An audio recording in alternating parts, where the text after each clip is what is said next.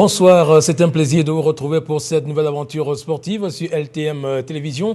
Ce soir, la part belle sera réservée au taekwondo, cette discipline sportive qui traverse pas mal de difficultés ce dernier temps, surtout à l'approche de la prochaine Olympiade. On parlera de la gestion des activités au niveau de la fédération et même au niveau des ligues régionales, sans oublier le problème épineux de formation qui se pose à tous les niveaux de cette discipline sportive. Ce sera bien sûr avec nos invités sur ce plateau.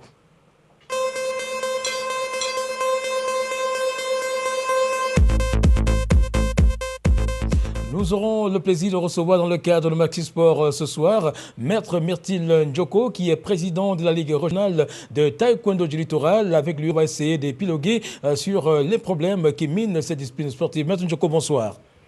Bonsoir et bonsoir à tous les téléspectateurs qui nous regardent.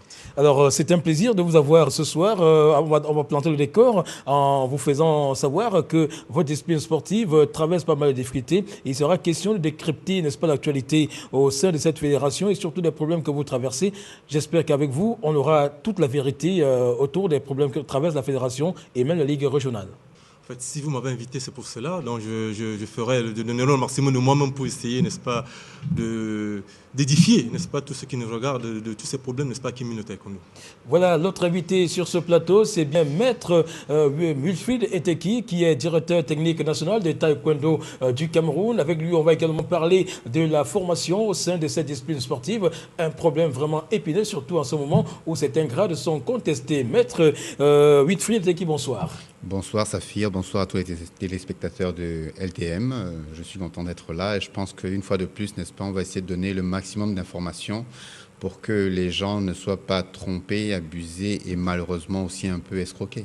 C'est une soirée sportive de toutes les franchises sur LTM Télévision aujourd'hui. Vous serez prêt à entrer dans les profondeurs des problèmes que vous traversez, surtout au niveau de la formation? Vous savez que justement, mon plus gros problème avec les administrateurs de la fédération, c'est au niveau de la formation. C'est-à-dire que je tiens à ce qu'on mette l'accent, n'est-ce pas, sur la formation et eux pensent qu'il faut mettre l'accent sur d'autres points. Donc on a des divergences, je dirais, de politique sportive. Voilà, c'est donc le décor qui est planté avec nos deux invités qui seront là pendant pratiquement 1h30 sur les antennes de LTM Télévision. Et on va commencer par le football qui est à la une à travers le premier championnat professionnel qui est arrivé à son terme dimanche. On a donc assisté au sacre des Nassara, Union sportive de Douala, qui a donc décroché le premier titre de ce championnat professionnel organisé en terre camerounaise. Et malheureusement, l'Union a été battue par la Panthère sportive du Ndé sur ses propres installations au stade de la Réunification. Un but contre deux. Une belle rencontre vécue par Augustin Noula.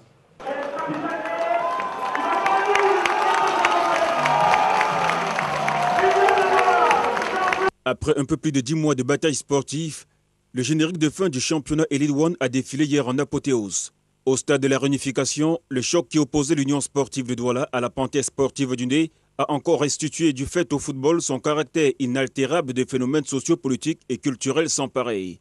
C'est que cette rencontre finale a eu le monopole de la mobilisation. Et c'est notamment sous le regard du gouverneur de la région du littoral qu'assistait un nombre impressionnant d'autorités et de personnalités que la compétition a rendu son bouquet final. Sur le terrain, la victoire a choisi le camp du Fauve du Ndé. Auteur d'un match époustouflant, le capitaine Vini Koloni et ses coéquipiers ont sorti le Atiri Loud pour battre les Nassara Kamakai 2-1. Kameni Kajo et Armand Tchangé ont répondu de forte et belle manière à Jules Babanda qui a gonflé tout de même son escarcelle de meilleur buteur d'un 13e but. Venu faire le résultat pour terminer sur le podium et obtenir le billet de la Coupe de la Confédération, la Panthère sportive du Ndé a fait le travail. À mi-temps, les gens étaient désespérés. J'ai dit et j'ai redit que les joueurs de la Panthère se sont frottés, je dirais même ces 2 dernières années, avec les exigences du professionnalisme. Donc, ils respectent les règles du professionnalisme. La gouvernance est installée au sein de la Panthère sportive du Ndé. Ils sont venus ici prendre 3 points. À la mi-temps, j'ai dit que je venais pour mes 3 points. J'ai pris mes 3 points et acquis au champion incontesté. Vraiment, je pense qu'on a atteint notre objectif.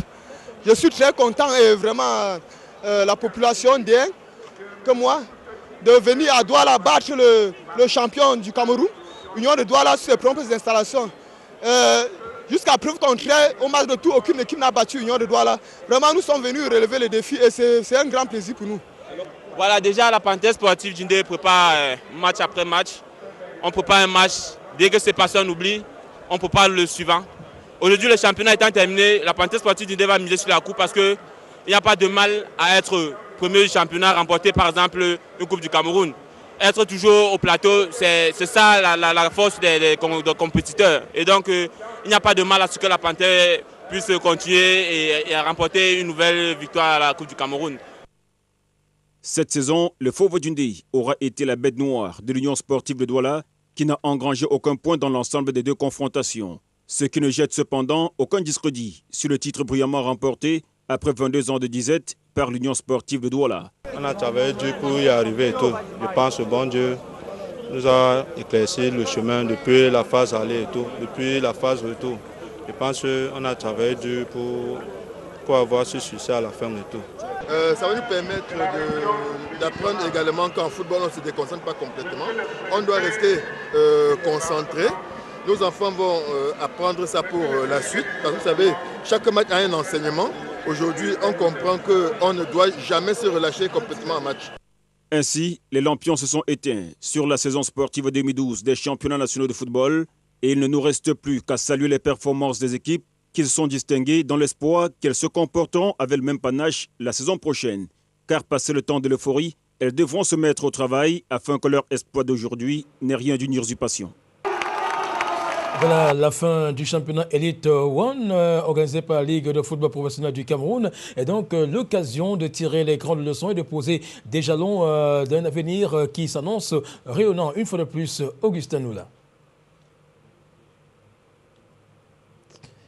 Voilà, nous aurons donc tout à l'heure ce reportage d'Augustin Noula qui nous amène à tirer les grandes leçons de ce championnat de football professionnel, le tout premier organisé au Cameroun et dirigé par la Ligue de football professionnel du Cameroun. Voici donc Augustin Noula qui pose son regard sur ce championnat et l'avenir est donc sculpté autrement.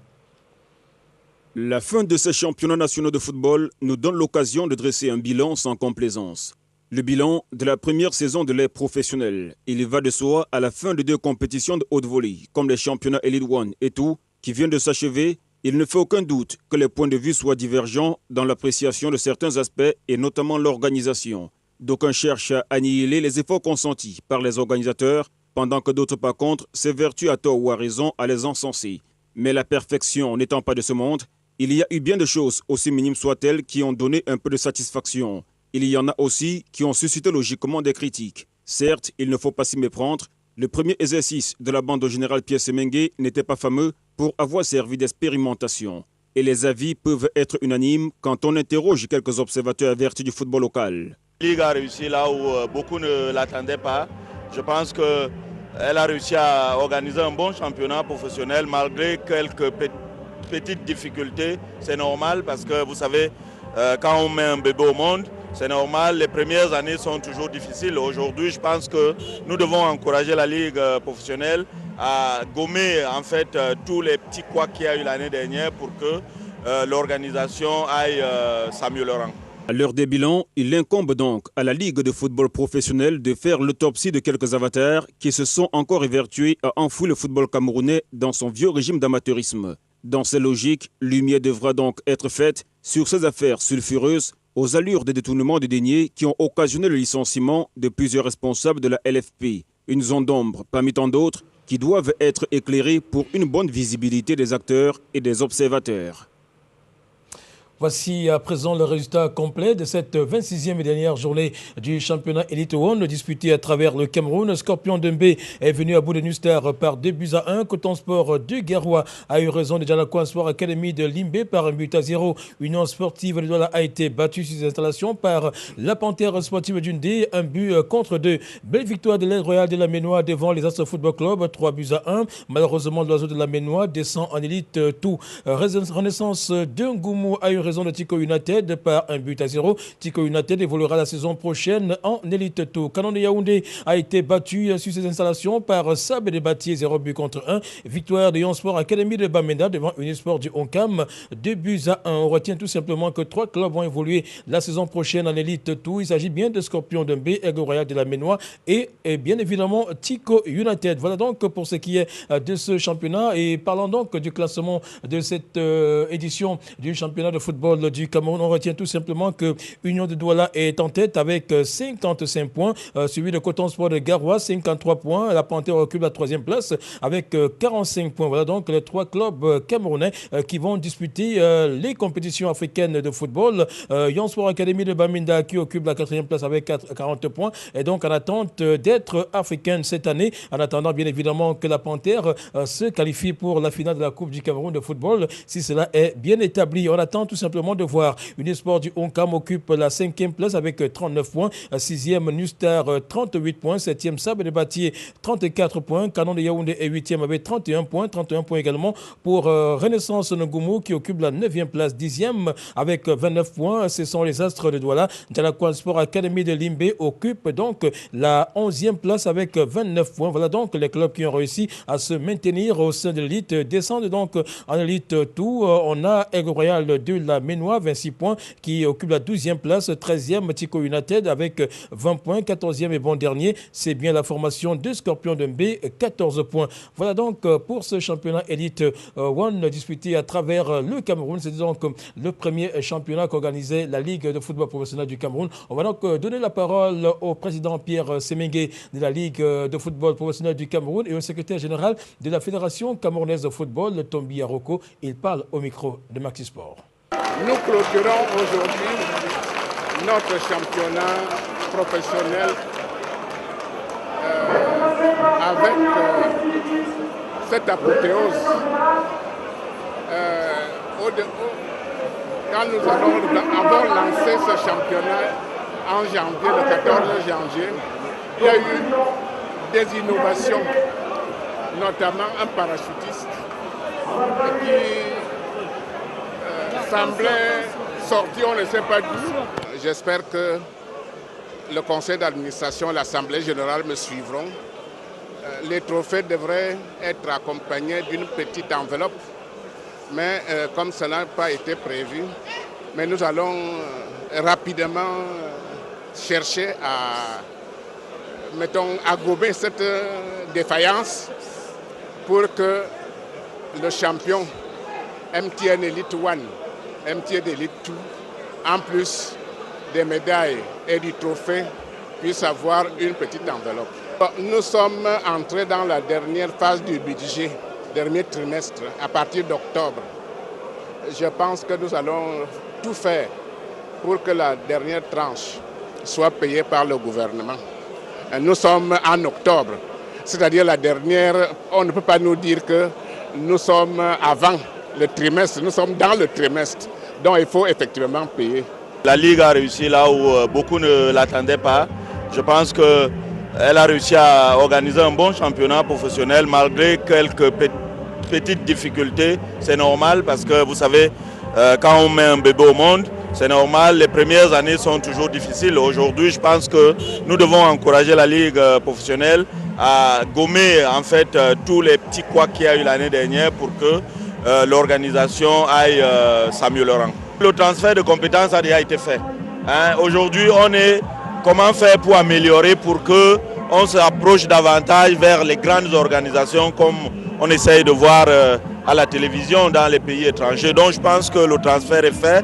La Ligue est en train de se mettre dans le bain et je pense qu'au fur et à mesure qu'on va évoluer, l'organisation va s'améliorer et ça va être bien pour le football local. Parce que l'objectif, en fait, c'est d'atteindre un niveau d'organisation qui permette que les meilleurs soient maintenus au Cameroun pendant quelques années et qu'ils ne partent à l'étranger que quand ils ont vraiment une offre en fait, qui est satisfaisante, parce qu'on ne peut pas empêcher à un jeune qui a des qualités, qui a le talent, qui peut valoriser ailleurs et gagner de l'argent. Donc on ne peut pas empêcher à ce jeune-là de partir jouer vers l'étranger. Mais c'est les départs prématurés que nous fustigeons. Et donc nous souhaitons que l'organisation atteigne un niveau qui permet qu'un jeune qu'il ait le minimum pour jouer au Cameroun avant de partir à l'étranger. Quel avenir les fans de Lyon à revenir au stade? Non, moi je pense que le mot de la fédération, on a lancé un appel à l'unité et que tous les Camerounais sortent massivement pour venir soutenir les Lions et que en fait, le public constitue le 12e joueur qui nous a certainement manqué à Praia. Et donc, à partir de là, si on est 12 contre 11, nous pensons que nous aurons l'opportunité de marquer 3 buts sans en encaisser, ou alors de marquer 4 buts en encaissant peut-être un seul, l'essentiel étant de pouvoir se qualifier. Voilà, espérons tout simplement que la saison prochaine, la Ligue mettra tout en œuvre pour que le succès soit garanti à tous les niveaux. Avant donc le match phare de Douala qui opposait l'Union sportive de Douala à la Panthère sportive d'Undé, il est important de savoir que l'équipe d'Undé a tenu une assemblée générale à Douala. C'était samedi au niveau de l'hôtel d'Undé. Il était donc question pour les dirigeants de cette formation de clarifier la gestion de cette équipe et surtout de sculpter l'avenir à travers la Coupe du Cameroun de football qui pointe à l'horizon, surtout pour ce qui est donc des quarts de finale. On retient tout simplement que la Panthère jouera contre Nuster, un match qui se prépare activement du côté de la Panthère sportive d'Undé. Parole à présent à Célestine Cortés-Kecha, qui est présidente de la Panthère sportive d'Undé, qui fait des précisions. D'abord parce que tous les congrès s'organisent au village, s'organisent à Banganté. Et voyez-vous, c'est la toute nouvelle ligue professionnelle de foot. Et vous avez vu, ça a été une saison très disputée entre les différents clubs. Et je pense qu'à raison, Union doit fêter son sacre comme tout premier club de cette ligue professionnelle. Et demain, c'est le dernier match de la saison. Il était important, étant entendu que nous sommes qualifiés pour les demi-finales et que nous rêvons devant le chef de l'État de rejouer la finale de la Coupe du Cameroun. Il était important de remobiliser, de dynamiser les fils et filles du Grand Littoral qui nous accueillent demain autour de la Panthère, autour de la préparation des demi-finales et surtout les amener à s'approprier une fois de plus cette finale telle qu'ils l'ont fait en 2009. C'était important. Le but principal, c'est de montrer comment la Panthère a été gérée.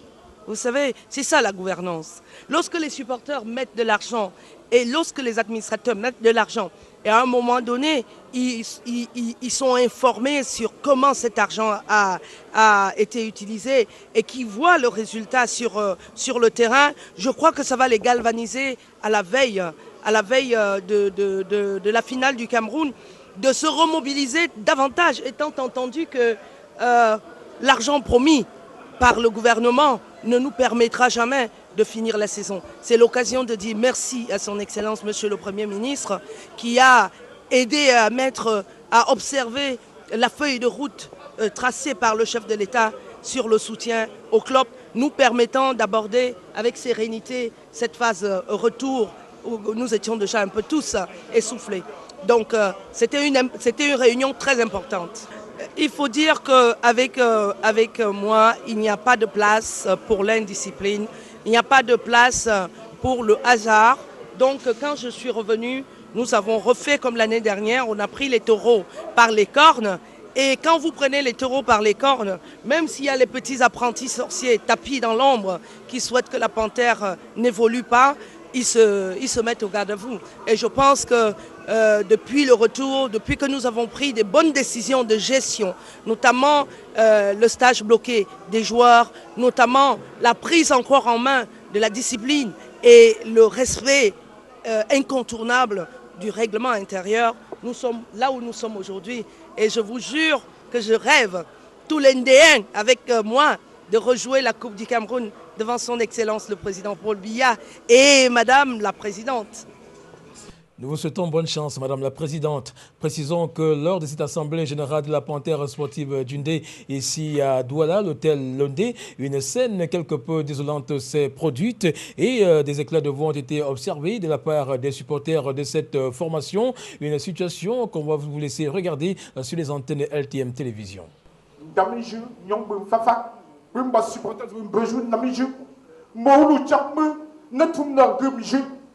Toute manifestation à partir de 11h. Ça veut dire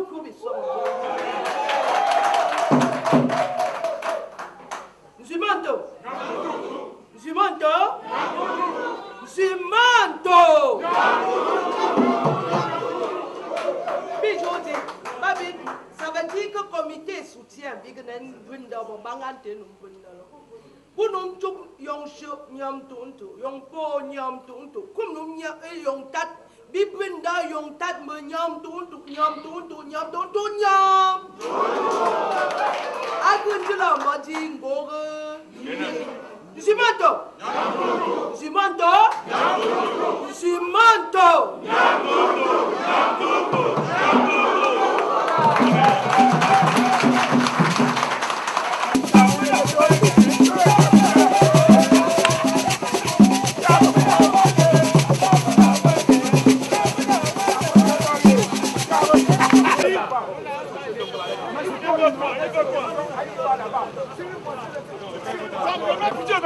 Ton problème c'est quoi? Mais ça t'échappe quoi? Ça te fait ballot. Laisse-nous. Tu peux pas nous sommes pas comme ça. Tu peux parler, tu peux. Bishop. Ballon joué. Mais c'est quoi? Il va nous gâter la fête quoi? Il va enlever 30 000 francs pour une équipe. Non, on n'a pas de problème. Arrête-moi ça. Ça voulait dire.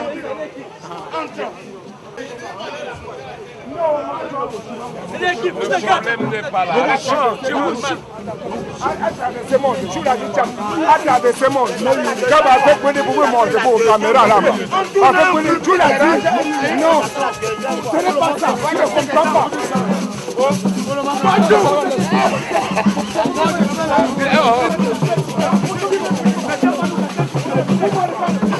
Tu l'as venu, tu sors d'où aujourd'hui? Tu sors d'où aujourd'hui? Tu as l'habitude de venir? Tu sors d'où aujourd'hui? Alors rentre chez toi.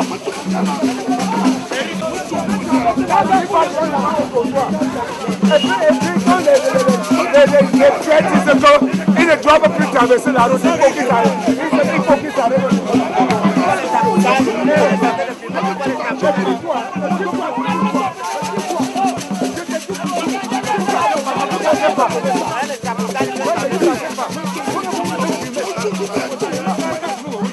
Réponds-moi, que tu sois un homme qui. Ça dit que je vais pour répondre maintenant. Touchez-moi encore. C'est malade là.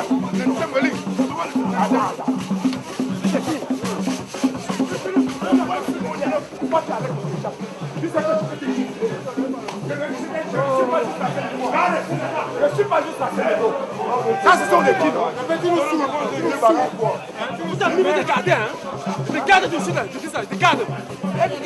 Vous avez des gardes, tu veux dire d'accord? Vous avez des gardes. Vous êtes des gardes. Non, tu ne vas pas garde. Moi, je dis que vous ne pouvez pas. Là où nous sommes, vous ne pouvez pas me garder. Là où nous sommes, vous ne pouvez pas me garder.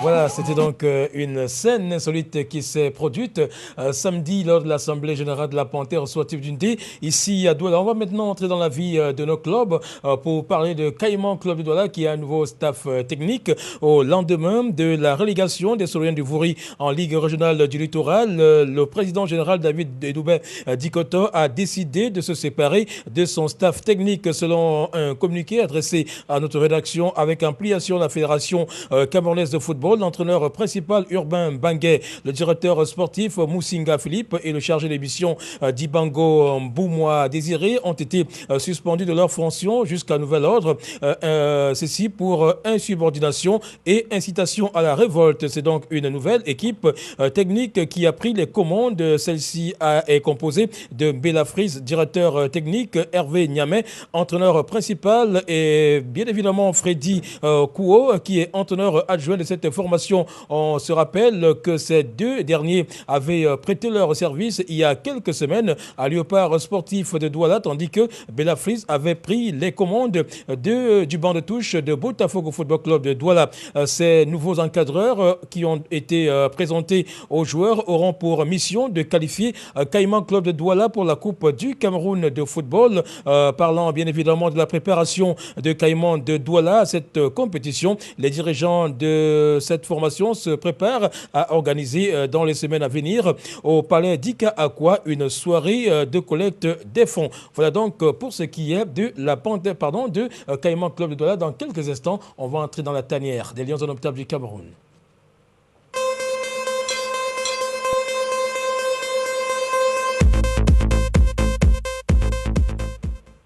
Voilà, le match Cameroun-Cap-Vert de dimanche prochain commence à susciter de la passion au sein des amoureux du football, au sein de la grande famille des amoureux du football. Les commentaires vont dans tous les sens et l'on annonce déjà un match riche en rebondissements et surtout en spectacle. Le grand défi reste à relever, surtout renverser la vapeur. C'est ce que l'on attend des Lions indomptables du Cameroun dimanche contre cette formation des requins bleus du Cap-Vert. Une mission délicate mais pas impossible pour les poulains de Jean-Paul Akono. Voici donc notre regard d'avant-match. Oh, super, le 3 cet instant qui tue le Maroc. 97e minute, extraordinaire. Le 14 octobre 2012 était un autre jour pour les Lions indomptables du Cameroun. Le grand défi à relever est la qualification pour la Coupe d'Afrique des Nations 2013 en Afrique du Sud. Pour réussir cette opération kamikaze, le sapeur-pompier Jean-Paul Akono a fait appel à 26 commandos suicides qui ont pour mission de déstabiliser les requins bleus du Cap-Vert et de renverser la vapeur pour décrocher le précieux ticket attendu. À 90 minutes de la qualification, les Lions indomptables du Cameroun sont menés par 2-0 par les requins bleus du Cap-Vert et il faut absolument remonter ce score et inscrire le but de la délivrance.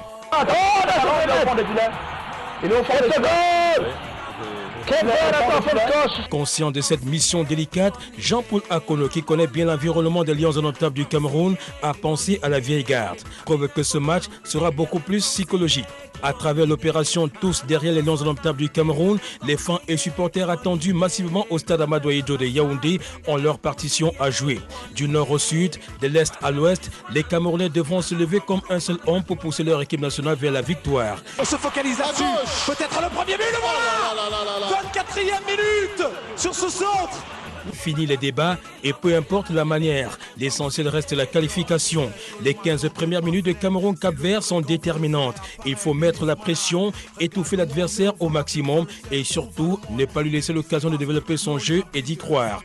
Dans la tanière des Lions indomptables, l'on retrouve les joueurs de la cuvée de Sydney 2000, dont l'expérience pourrait porter des fruits. On peut pas la tête haute, pas tête basse, maintenant reste la tête haute. Boy, baisse pas les bras, même si dans la vie il y a des hauts et des bas. Pour cette opération kamikaze contre le Cap-Vert, Jean-Paul Akono a misé sur 3 gardiens de but. Ça passe ou ça casse. Idriss Carlos Kameni, que l'on ne présente plus, Roland Di Asembe et Jocelyn Mayebi. La charnière défensive des Lions indomptables du Cameroun est constituée de 10 commandos difficiles à distraire. Benoît Angouam, Alan Nyom, Henri Bedimo, Gaëtan Bon, Pierre Romelen, Nicolas Nkouloudoubena, Aurélien Chedou, Jean-Armel Kanabiyik, Dani Nunke et Joël Matip. Devant ce mur en béton armé, l'on retrouve un véritable tamis chargé de tout filtrer au niveau de l'entrejeu. Ils sont 8 chargés des missions, à savoir Alexandre Sombilon, Modeste Mbami, Junior Olé Olé, Idrissou Mohamedou, Jean de Makoun, William Overtoum et Patrick Mevungo. 5 bombardiers ont été retenus par Jean-Paul Akono.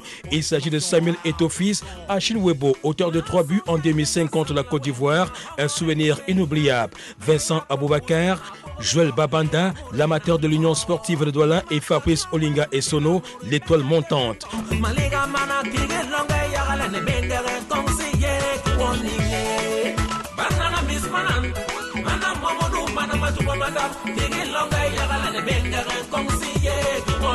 Le retour de Samuel Etofis au sein de la tanière des Lions indomptables du Cameroun est à saluer. Les regards seront focalisés sur le sociétaire Danzi Makashkala qui pourrait faire parler la poudre le 14 octobre.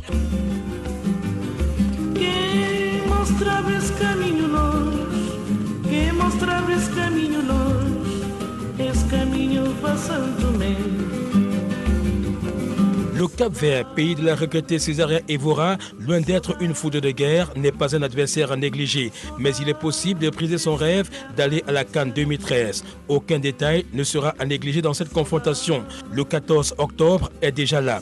Allez les Lions, vive les Lions!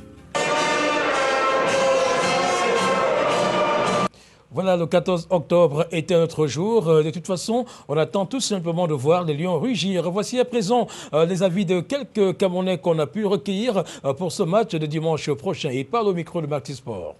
Je crois avec verve caustique que les Lions indomptables vont se qualifier devant leur public.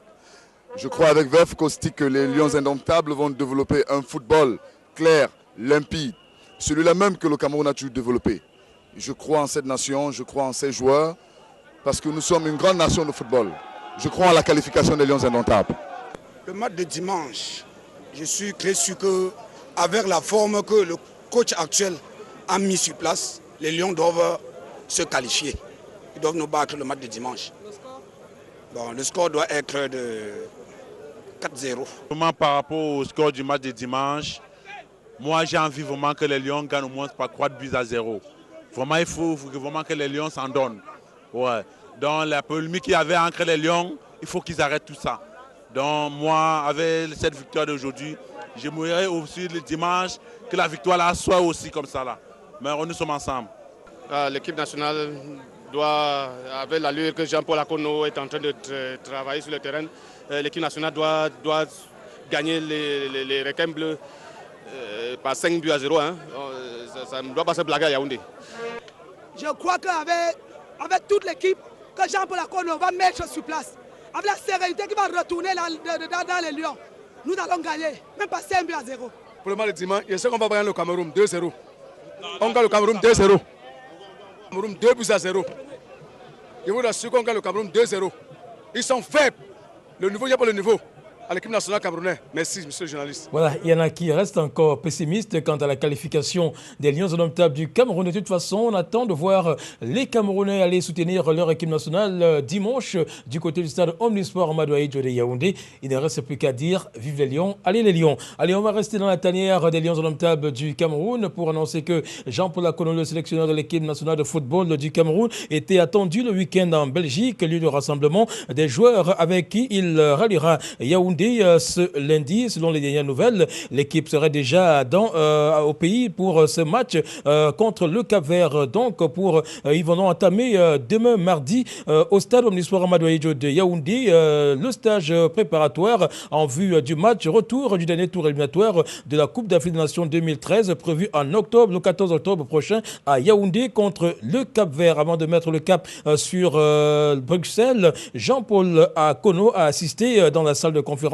du ministère des Sports et de l'Éducation physique à une réunion préparatoire du match du 14 octobre 2012 présidée par le ministre des Sports Adoum Garoua. Y était également présent la Fédération camerounaise de football représentée par son secrétaire général Tombi Aroko Sidiki et bien évidemment la direction technique nationale. Dans son propos liminaire, Adoum Garoua, le patron des sports, a d'abord félicité le nouvel entraîneur sélectionneur des Lions indomptables du Cameroun et ses collaborateurs nouvellement nommé. Il a également apprécié la franche et loyale collaboration de la FECAFOOT et a clairement déterminé l'importance de la rencontre du 14 octobre qui doit être concrétisée par une qualification pour la CAN 2013. S'agissant des requins bleus du Cap-Vert, ceux-ci continuent de jouer à cache-cache car la FECAFOOT n'a pas toujours reçu leur plan de vol, mais des indiscrétions en provenance de notre représentation diplomatique à Dakar au Sénégal font état d'une demande de 500 visas pour la délégation capverdienne constituée des joueurs, encadreurs et supporters. On se rappelle que le Cap-Vert avait accordé seulement 50 visas aux Camerounais pour assister au match aller du côté de Praia. Précisons que le stage des Lions indomptables du Cameroun, initialement prévu au centre technique de la FECAFOOT en Bankomo, se déroulera plutôt au stade Omnisport Amadou Ahidjo de Yaoundé. Cette délocalisation du site fait suite à la demande de certains joueurs de la sélection nationale. Samuel Eto'o-Fils et ses coéquipiers seront logés à l'hôtel Hilton de Yaoundé, tandis que les requins bleus du Cap-Vert seront à l'hôtel Djega Palace. En milieu de semaine dernière, 3 émissaires capverdiens ont séjourné à Yaoundé durant 3 jours. Le but de leur mission au Cameroun était de préparer l'arrivée de leur équipe nationale à Yaoundé. Ces émissaires ont visité le stade Omnisport Amadou Ahidjo de Yaoundé et ont émis des craintes sur l'état de la pelouse encore en travaux.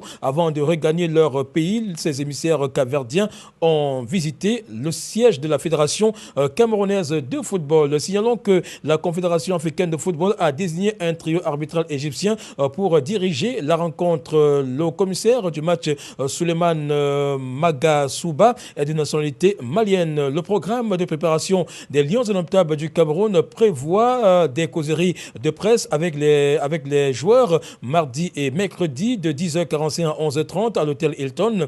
2 séances d'entraînement quotidiennes sont prévues mardi et mercredi de 9h à 10h et de 15h à 17h. La séance de jeudi se déroulera à partir de 15h30 à huis clos ainsi que celle de vendredi à la même heure. Les Lions indomptables du Cameroun effectueront leur dernière séance d'entraînement samedi matin à 9h, tandis que les requins bleus du Cap-Vert feront la reconnaissance de la pelouse du stade Omnisoir Madouaïdjo de Yaoundé dans l'après-midi de samedi, veille du match. Il faut préciser que l'encadrement technique des Lions indomptables du Cameroun a été réaménagé. On va tout simplement noter que Jacques Songo a été nommé par le patron des sports, du moins sur proposition de la FECAFOOT, entraîneur adjoint chargé des gardiens de but. Et puis l'autre personne qui a été nommée par le même texte du ministère des Sports, c'est bien Alain Moncam qui s'occupera de la préparation physique des joueurs, et le préparateur psychologique des Lions indomptables du Cameroun n'est autre que Ambane Emmanuel. On va tout simplement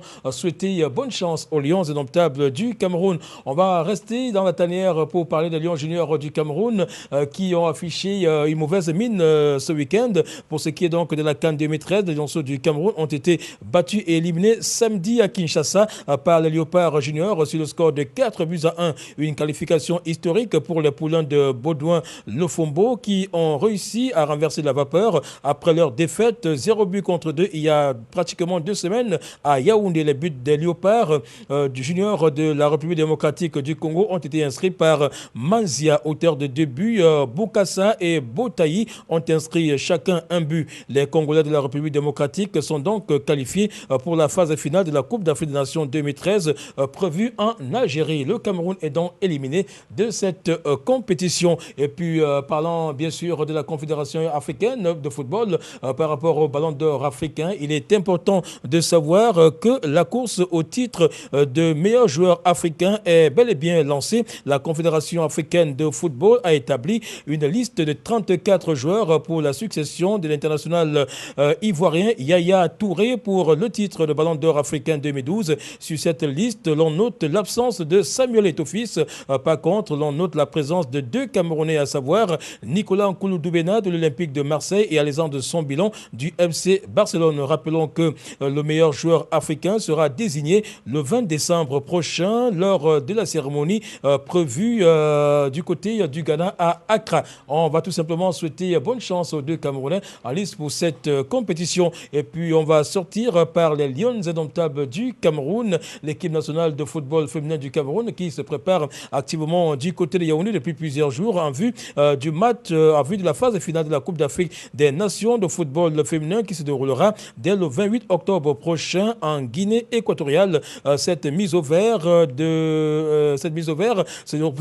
il faut le préciser, 24 joueuses ont été convoquées par l'entraîneur national Eno Ngachu. Il convient de préciser que le Cameroun évoluera dans le groupe B basé à Bata en compagnie du Nigeria, de la Côte d'Ivoire et de l'Éthiopie. Des adversaires à ne pas négliger dans cette compétition. Allez, on va sûrement boucler le registre consacré au football par cette réunion qui s'est tenue mercredi du côté de Yaoundé qui a été organisée par la Fédération camerounaise de football. Au cours de cette réunion, il faut préciser que Iya Mohamed a été bien évidemment renforcé dans son poste de président de la Fédération camerounaise de football. Il n'y a pas eu étincelle comme initialement annoncé. Voici donc le compte rendu de cette réunion dressé par notre reporter Thierry Eba. Il était donc grand temps que la Fédération camerounaise de football fasse entendre officiellement sa voix, à la suite du vent des mutations intervenues au sein du staff technique de l'équipe nationale A. Un mouvement orchestré par le ministère des Sports et de l'Éducation physique, bien que quelques jours auparavant, le président Iya Mohamed s'était prononcé au travers d'une correspondance adressée au patron des sports. Cette réunion était donc la bienvenue dans un environnement où notre football bat quelque peu de l'aile. Vous savez, notre football a atteint l'apogée en 98 et après c'est le déclin. Après le déclin, c'est la reconstruction. Et c'est un cycle naturel pour toutes les équipes. Regardez la France. La France a été championne en 98 du monde. Mais vous voyez comment, jusqu'aujourd'hui, la France ne sait pas relever. Pour cette réunion du 3 octobre 2012 du comité exécutif de la FECAFOOT, présidé par son président Iya Mohamed, 3 principaux points étaient inscrits à l'ordre du jour, à savoir le rapport d'activité du président de la Fédération camerounaise de football concernant la période écoulée depuis la réunion du comité exécutif du 15 mai 2012, la validation des résultats des compétitions 2012 placées sous l'égide de la FECAFOOT et la situation des Lions indomptables du Cameroun. Et on est solidaire aussi même de l'entraîneur. Nous sommes vraiment solidaires avec les supporters des Lions indomptables. Nous sommes solidaires avec toute la population camerounaise pour porter haut l'équipe nationale pour que nous puissions gagner le 14 prochain. Après avoir débattu pendant plus de 3 heures sur chacun des points inscrits à l'ordre du jour et en avoir délibéré conformément au texte de la FECAFOOT, le comité exécutif s'est prononcé en confortant tout son soutien au président de la FECAFOOT que l'on croyait visiblement en mal avec ces derniers. Après la réunion convoquée unilatéralement du côté de Garoua, il y a seulement quelques jours. Les travaux se sont déroulés dans la sérénité et dans la solidarité. En général, le comité exécutif est solidaire exactement, solidaire de l'équipe nationale pour que nous, on gagne le match du 14 prochain. Et à l'issue de la rencontre de ce mercredi à l'hôtel Montfébé de Yaoundé, un communiqué final a été rendu public, signé du premier vice-président John Day et du secrétaire général Tombi Aroko Sidiki. Le président Iya Mohamed étant parti un peu plus tôt.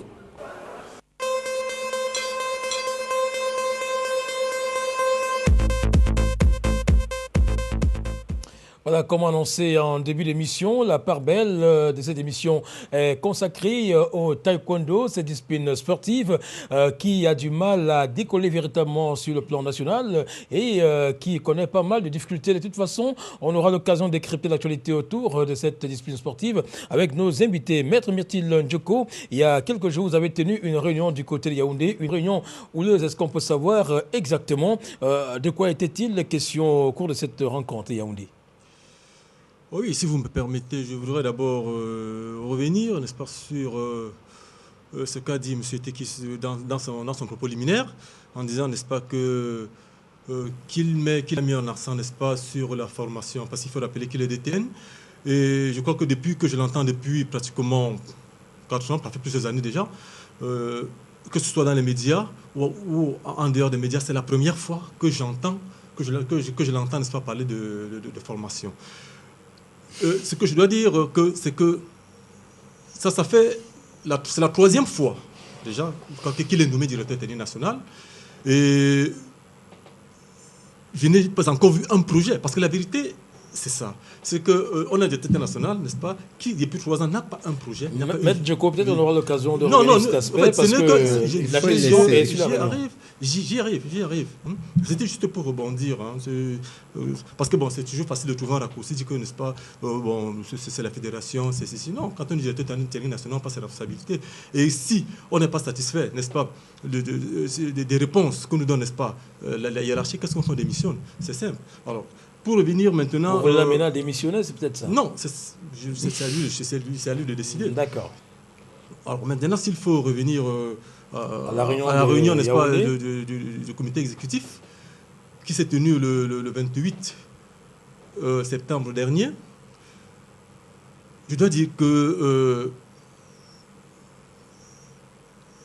Monsieur Eteki, avec ses acolytes, franchement, nous ont offert un spectacle désolant. Monsieur Ndjoko, veuillez m'appeler Maître Eteki ici. Je crois que j'ai 4e dan, vous n'avez pas encore 4 dan. Non, vous ne l'avez pas. C'est ce qu'on verra tout à l'heure.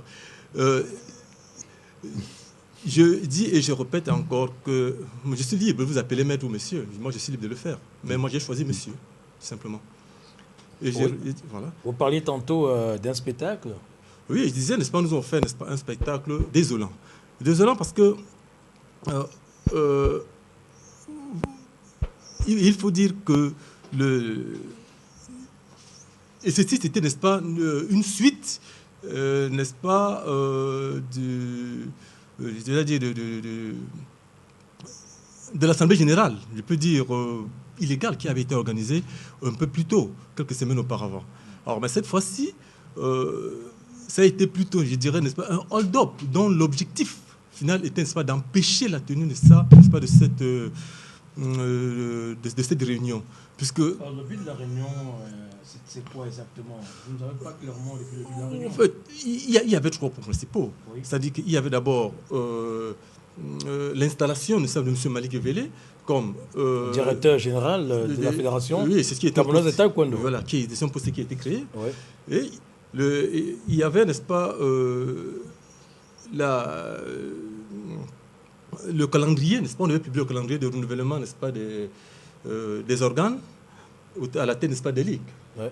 Et le troisième point était l'adoption des sanctions, n'est-ce pas, contre ce que j'appelle, bon, je peux l'appeler ici comme ça, si je peux me permettre, des pushistes. C'est-à-dire que ceux qui ont organisé cette réunion illégale, n'est-ce pas, qui s'est tenue à Yaoundé. Tout à fait. Voilà. Donc, alors, ça, c'est le décor que vous plantez par rapport à cette réunion.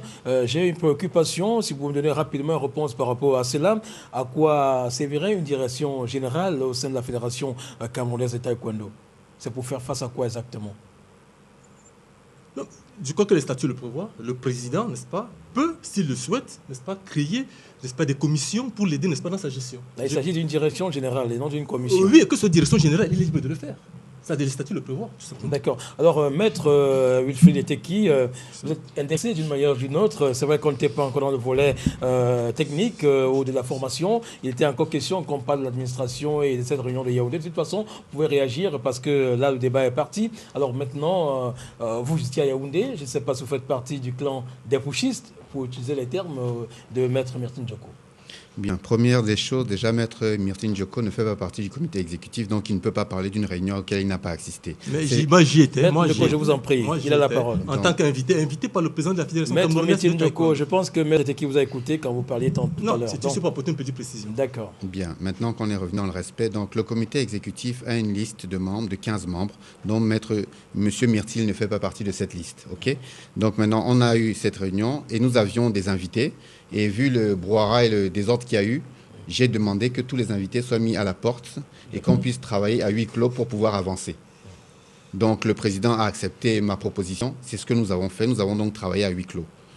Donc maintenant, là, dans cette réunion, le président avait prévu plusieurs points à l'ordre du jour, notamment l'installation d'un nouveau directeur général pour la Fédération camerounaise de taekwondo, le calendrier de la fédération à adopter, au niveau des renouvellements, le programme pour la Coupe du Cameroun et aussi un nombre de sanctions par rapport à des événements survenus dans notre fédération.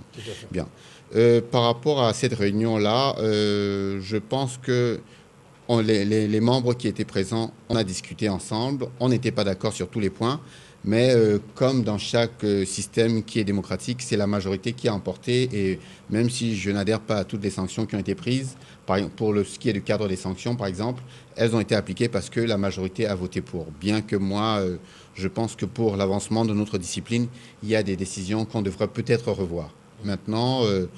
Pour ce qui est maintenant du cadre de M.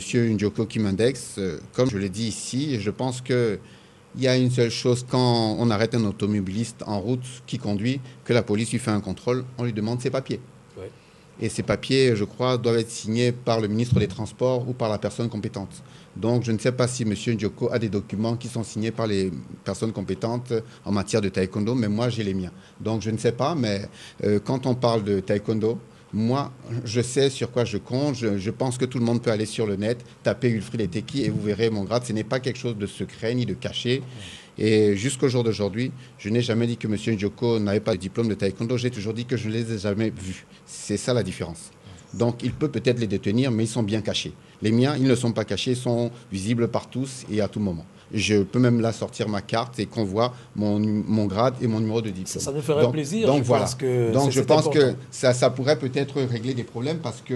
D'accord, si Richard Bique le veut bien. Voilà, je pense que si on peut faire je lui brandirai ma carte. On l'a si bien dit, c'est une soirée de vérité. Voilà, c'est une soirée de vérité. Donc je ne sais pas s'il pourra prendre ma carte et faire une mise au point dessus.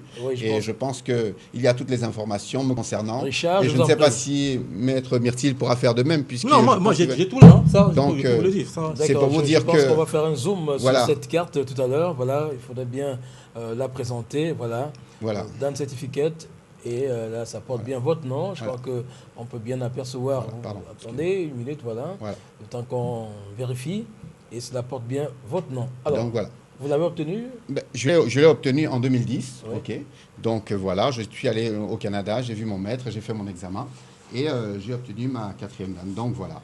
Et comme je le disais, en matière de diplôme, le taekwondo a cela de bien, c'est qu'il n'y a qu'un seul endroit où on délivre des diplômes de ceinture noire. Il n'y en a pas deux. Maintenant, on peut faire des falsifications ailleurs, mais le taekwondo, la règle est stricte. Tout à fait. Il y a un institut qu'on appelle, ça c'est à titre, n'est-ce pas, pédagogique, un institut qu'on appelle le Kukiwan, qui est, on peut dire, notre ministère qui délivre nos diplômes.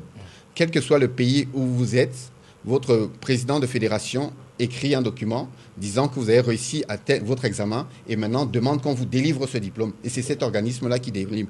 Que vous soyez en Chine, aux États-Unis, au Japon ou au Cameroun, c'est le même organisme. Et donc, c'est cet organisme-là. C'est pour ça que nous avons un prototype unique et qu'il n'y a pas de possibilité de falsification. Parce que beaucoup de disciplines, je sais qu'au karaté, souvent, il y a ce problème-là parce que chaque pays peut émettre un diplôme. Chez nous, ce n'est pas le cas. Il n'y a que la Corée, au niveau du Kukiwan, qui peut émettre le diplôme. Le pays dans lequel vous délivrez, n'est-ce pas, une attestation de réussite à l'examen. Mais maintenant, votre diplôme n'est émis que par la Corée. Et c'est bien cela qui pose problème actuellement au Cameroun parce que nous avons beaucoup de gens qui sont compétents, il faut bien m'écouter, ils sont compétents, mais n'ont pas eu la possibilité de commander leur diplôme parce que justement, on va dire, les têtes pensantes de la direction technique, quand je dis ça, c'est-à-dire que je suis directeur technique, mais vous savez qu'il y a des mouvances dans chaque groupe, et les têtes pensantes qui, eux, n'ayant pas leur diplôme, ont freiné les enfants qui veulent avoir leur diplôme. Parce que pour éviter, n'est-ce pas, qu'ils se retrouvent dans des situations où vous avez un enfant à qui vous avez peut-être même enseigné, mais qui se retrouve maintenant première, deuxième dan, alors que vous ne l'êtes pas encore.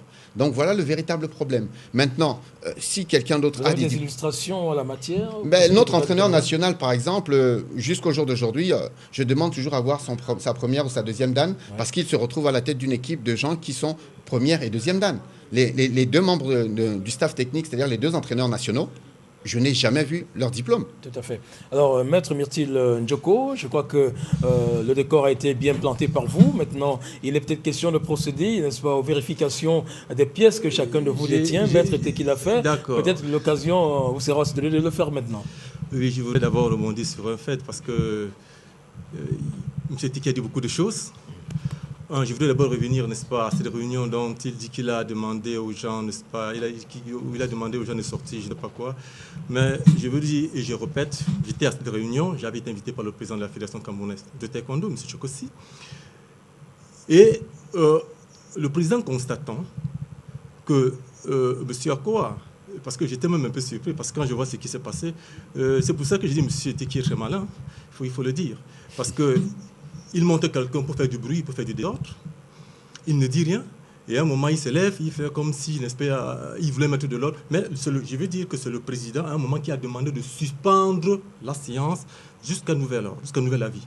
Et c'est quand, parce qu'on avait fait appel à l'intervention rapide. C'est quand l'intervention rapide est arrivée, n'est-ce pas, qu'on a demandé... Des éléments du BIR. Voilà, oui, bon, il s'est passé du BIR. On nous a demandé, n'est-ce pas, en fait, il y a une nouvelle décision qui a été prise, disant tout simplement que les journalistes et les invités ne pouvaient plus assister à la séance, tout simplement. Est-ce qu'on peut aller rapidement, parce que le temps risque de faire défaut, on a dans le vif du sujet. Maître Teki, on a commencé par la formation. Je crois qu'il serait mieux qu'on poursuive le débat. D'accord, j'y arrive. Oui, parce que là, on traîne un peu. Nous sommes là pour édifier, n'est-ce pas, les gens. Tout à fait, mais là, ça prend du temps pour expliquer une situation. Je veux tout simplement, parce que M. Teki a voulu faire croire que, n'est-ce pas, ce n'est qu'en Corée, n'est-ce pas, qu'on peut délivrer les diplômes. Mais je pense qu'en mode qui ne me prouve le contraire, qu'il est reconnu, n'est-ce pas, aux fédérations le droit d'organiser des passages de grade. Parce que pour le contraire, on a des Camerounais ici qui ont quitté le Cameroun avec des diplômes camerounais et qui font du taekwondo à l'étranger et ils n'ont pas de problème. Vous étiez en Russie? Oui, il n'y a pas de Camerounais même qui étaient ici. Je n'ai pas de connaître qui sont partis ici avec des diplômes camerounais et qui ont continué à pratiquer, n'est-ce pas, le taekwondo à l'étranger. On n'a pas rejeté ces diplômes. Il y a ces diplômes qui sont reconnus. Et il faut préciser. Le diplôme de ceinture noire, parce que selon n'est-ce pas, la réglementation, n'est-ce pas, de la HORT, on ne peut participer à une compétition internationale que si on a une ceinture noire. C'est la raison pour laquelle on exige sur le plan international, et on exige même un diplôme Kokuyon juste pour se rassurer de la légalité, n'est-ce pas, sur le plan national. Parce que si on avait laissé, n'est-ce pas, si on avait laissé comme ça se faire. Maître Djoko, on attend toujours vos diplômes. Hein. Non, je ne suis pas pressé parce que je vais vous montrer ça. Le temps nous tient à la gorge. Vous traînez un peu alors qu'il faut qu'on aille vite, je vous en prie. Le temps est d'accord, allons-y. Voilà, il faut qu'on aille dans le vite, il faut qu'on survole, qu'on aille vite, on dise. Je vais d'abord laisser ça de côté parce que ça, c'est qu'il n'en a pas. Allez-y, vous pouvez nous présenter, il n'y a pas de souci. Richard Bink va peut-être vous aider. C'est pour vous parler de mes compétences. Tout à fait. Si je veux parler. Non, mais vous pouvez brandir tous les éléments de preuve que vous avez. C'est une soirée de la vérité. Ça, c'était un master en éducation physique et sportive, spécialisé dans les sports de combat. Malheureusement, si vous pouvez, voilà ça. J'ai eu bien évidemment en Russie, à l'Académie des sports, qui est une université aujourd'hui en Russie. C'est ça. Avec toutes les traductions, peut-être vous pouvez lire. Voilà tous ces diplômes, si vous voulez. C'est ça. Oui, je pense que Richard va nous aider à faire un zoom sur cet élément. Je crois que vous pouvez continuer de l'expliquer. Donc, c'est ça. Voilà mon diplôme, Kokuyon. Si vous voulez voir, première dame. Vous pouvez présenter devant la caméra. Je crois voilà, voilà mon diplôme, première dame. Vous l'avez obtenu en Corée. Est-il en russe ou en coréen? Ce diplôme est-il en russe ou en coréen, Maître Djoko? Peut-être lisez-le. Donc je crois bien qu'il est en coréen, donc ça a été fait par le Kokuyon. Attends, écoutez, on y arrive. Voilà. Ouais. Malheureusement, j'aurais peut-être voulu voir aussi peut-être les vôtres ici, bon, malheureusement. Allez, vous stabilisez, voilà. Je pense que ça permettra de faire un zoom. Là, ça précise bien que Maître Djoko, il est camerounais et il a obtenu ses diplômes. Je pense que c'est établi. Et maintenant, c'est le deuxième diplôme que vous présentez. Voilà, je crois que... Mais je pensais que ça allait aller plus haut, ça s'arrête à la deuxième dan. Là, j'ai eu ces diplômes il y a bien longtemps. Voilà. Donc, je pense que c'est bon. Voilà, Maître Djoko, vous pouvez donc présenter les derniers éléments. Que j'ai réussi. Voilà. Là, nous sommes en Corée, c'est bien ça. Voilà, c'est ça. Ça, c'est bien. Dan certificate. Voilà. En attendant, voilà. C'est là. Voilà. Il faut bien présenter à la caméra. C'est une soirée de vérité. Je crois que maintenant, il faut peut-être démasquer ceux qui sont parfois cachés derrière et qui travaillent peut-être pour les jeunes. Je crois que là, on va poursuivre. Maître Mitin Djoko, je crois que vous avez présenté les éléments. Maître Teki en a également présenté. Oui, alors, il y a un point sur lequel je voudrais revenir. Il y a un point sur lequel, n'est-ce pas, je voudrais revenir. Parce que je ne pouvais pas... Parce que depuis un certain temps, j'entends Maître Teki qui dit, parce que ça c'est insulter, n'est-ce pas, notre taekwondo, du fait de dire que nous avons, n'est-ce pas, que l'entraîneur national n'a pas de ceinture noire ou n'a pas de niveau. Franchement, je crois que j'ai dit non et non. Pour la simple raison que, parce que M. Teki, il y a plusieurs fois, j'ai entendu sur les chaînes, les médias partout crier, et quand même encore à Yaoundé, où il tapait le poing sur la table, je suis 4e dan, il menaçait de taper tout le monde dans la salle. Vous pensez qu'il n'a pas ce niveau mon problème n'est même plus... je veux dire c'est quoi. Mon problème n'est même plus au niveau de 4e dan. Oui. Vous savez, on dit le tigre ne déclare pas sa tigritude, mais elle se voit, malheureusement. Maintenant, allons-y. Oui. Parce que ça ne sait pas...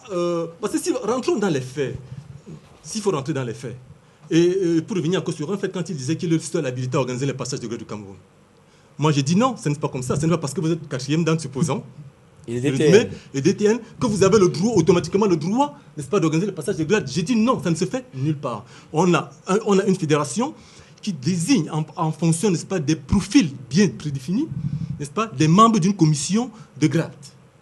Alors, quand on sait bien, moi je me pose bien la question de savoir, quand on sait bien, et vous le dites bien souvent, que vous ne connaissez que les combats. Vous le dites si bien. Je le redis encore, oui. Voilà. Alors, mais quand vous dites, n'est-ce pas, que vous voulez évaluer, que vous allez organiser cette de grâce, mais sur la base, n'est-ce pas, de quelles connaissances? Sur la base de quoi allez-vous évaluer, n'est-ce pas, ces athlètes? Quand est-ce que vous avez une connaissance limitée justement du taekwondo? C'est ça la question. Voilà, la question vous est posée, maître. Bien, je vais d'abord revenir sur les diplômes de M. Ndioko. Vous avez remarqué qu'il y a 2 types de diplômes. Pour la première et la deuxième dan, ces diplômes étaient authentiques. Pour la troisième et la quatrième dan, c'est des diplômes qui ne sont pas autorisés par la Fédération mondiale. J'invite tous les athlètes, laissez-moi parler, je vous ai laissé parler, vous me laissez parler.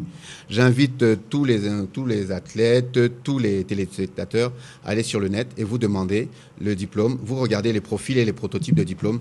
Les diplômes ne doivent porter aucun autre drapeau que les éléments coréens. Les diplômes sont écrits comme il l'a présenté sur sa première et sa deuxième année. Les autres diplômes ne sont pas autorisés. Aux États-Unis, ils ont pendant très longtemps produit ce type de diplôme-là. Vous avez le drapeau américain et autres.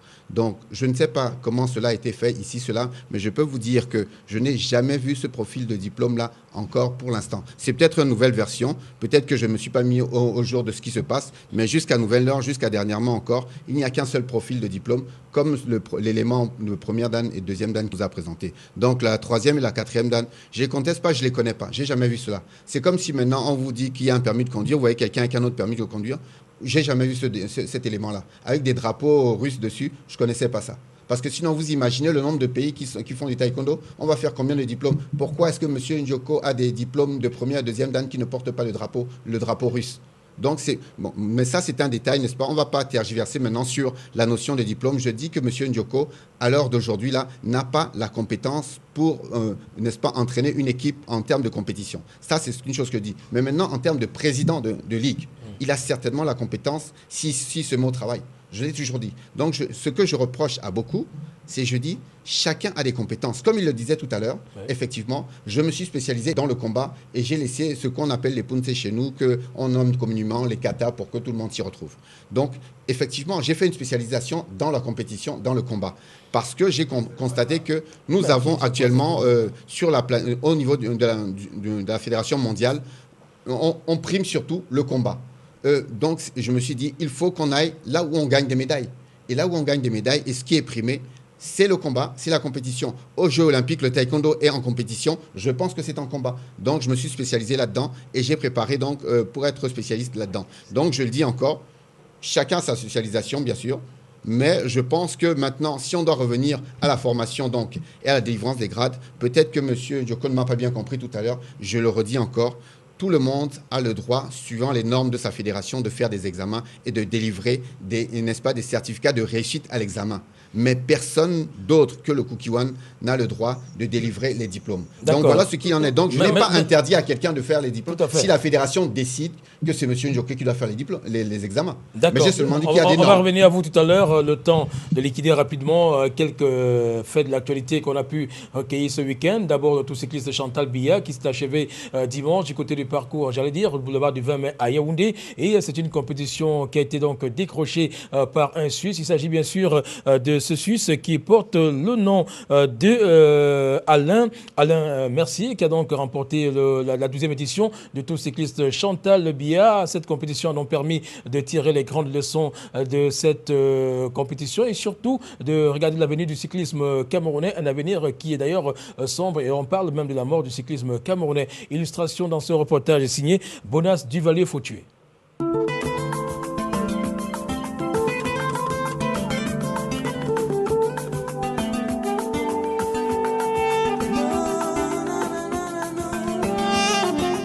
Le Cameroun a échoué hier à la porte du sacre lors de l'apothéose du 12e Grand Prix international cycliste Chantal Biya. Alors qu'il disposait d'une avance de près de 29 secondes suffisante pour garder le maillot jaune, Yves Ngegok a été coiffé au poteau et c'est finalement le Suisse Mercier qui a été sacré champion de cette 12e édition. Une situation qui traduit le malaise ambiant qui règne à la Fédération camerounaise de cyclisme. Le malaise en question s'était déjà manifesté lors du départ de la première étape de cette compétition. Les cyclistes avaient brandi des pancartes demandant le départ de François Ngélé, présenté par les jeunes cyclistes comme le principal fossoyeur de la petite reine au Cameroun.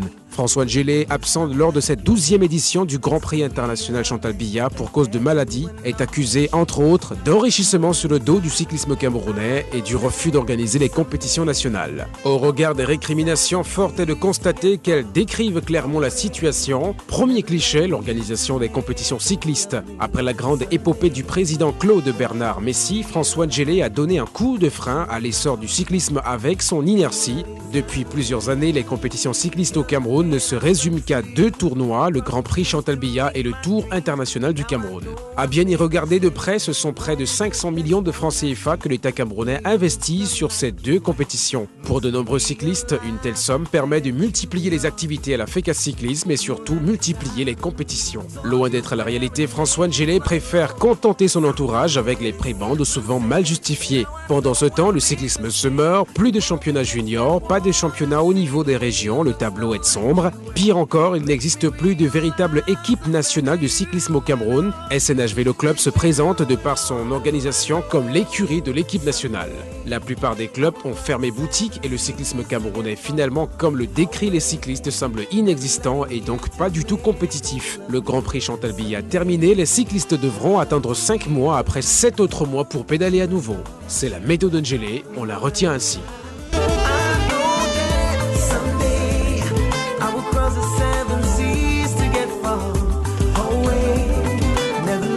Voilà, les acteurs du kickboxing seront bientôt sur le ring pour une compétition interrégionale qui leur est réservée. Cette compétition leur permettra de rivaliser d'adresse et de talent devant un public acquis à cette discipline sportive. Avant donc cette compétition, il est important de savoir qu'un stage a été organisé à l'intention de différents compétiteurs. C'était dans la cité capitale économique. Voici donc le reportage signé Augustin Noula.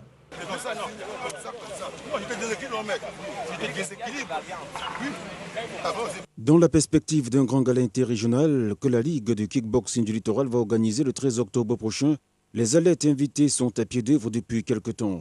Pour maximiser leurs chances de médaille, ceux du littoral se sont retrouvés samedi dernier au centre de jeunesse de Newbel à l'occasion d'un stage préparatoire. À une semaine de ce gala qui promet les étincelles, le président Maître Clément Djonkam Kamini et ses collaborateurs ont jugé qu'il était de bon temps que les gammes soient révisées. Oui, la discipline, comme il est toujours recommandé, et puis les fondamentaux de ce sport. C'est la raison pour laquelle j'ai voulu que ce sport, ce stage soit un stage multisport. J'ai appelé donc un ancien champion, comme Watabelin, qui est habitant, et qui donne les bases de la boxe anglaise à ses enfants. Parce que j'ai observé quand ils travaillent, beaucoup n'ont pas, ces bases-là. Bon, ce qui a été fait, on a rencontré des lacunes, mais cependant, nous allons, nous atteler à améliorer la qualité de leur travail.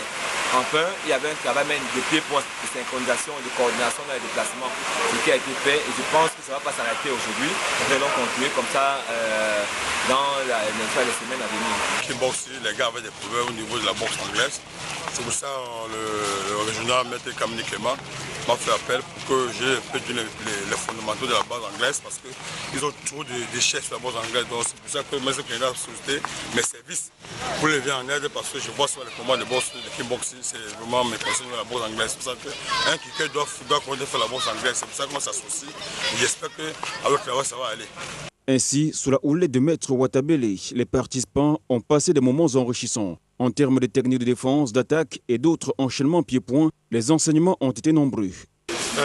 Ce stage de ce matin, c'est pour qu'il y ait plus de technique. Parce que nous avons avec nous un très grand boxeur, Watabele, qui nous a d'abord fait travailler un peu de gauche-droite et des déplacements. Avec Clément aussi qui nous met des techniques encore des jambes, puisque nous préparons pour le 13 samedi prochain. Donc il faut que nous nous appliquons dans toutes ces techniques pour pouvoir mieux combattre. L'essentiel n'est pas de frapper fort, c'est de savoir où frapper et de faire de beaux combats et les meilleures techniques, des jolis jeux de jambes. Reste à les mettre à profit samedi prochain à l'occasion de ce grand gala interrégional. Est-ce qu'on a compris? Alors, décortiquer ce mouvement, ça vous permet de rester sur place. Vous voyez un peu, là je suis à la tâche, n'est-ce pas? Voilà, restons dans les sports de combat pour poursuivre avec le taekwondo dont quelques difficultés sont éprouvées, il faut le dire. Et on est bien sûr dans la logique de trouver des voies de moyens, même des solutions pour sortir cette discipline sportive de sa léthargie. C'est vrai que nous avons sur ce plateau 2 maîtres de taekwondo qui vont donc nous étaler leur savoir-faire en la matière. Alors, maître Myrtil Ndjoko, on a un souci par rapport à la formation des pratiquants de taekwondo au Cameroun. J'aimerais quand même que vous me donniez la stratégie que vous mettez sur pied pour assurer la formation des enfants au niveau du littoral. C'est vrai qu'on a traversé le cap des diplômes. Maintenant, on est sur la phase pratique telle que cela se passe au Cameroun, sur le terrain.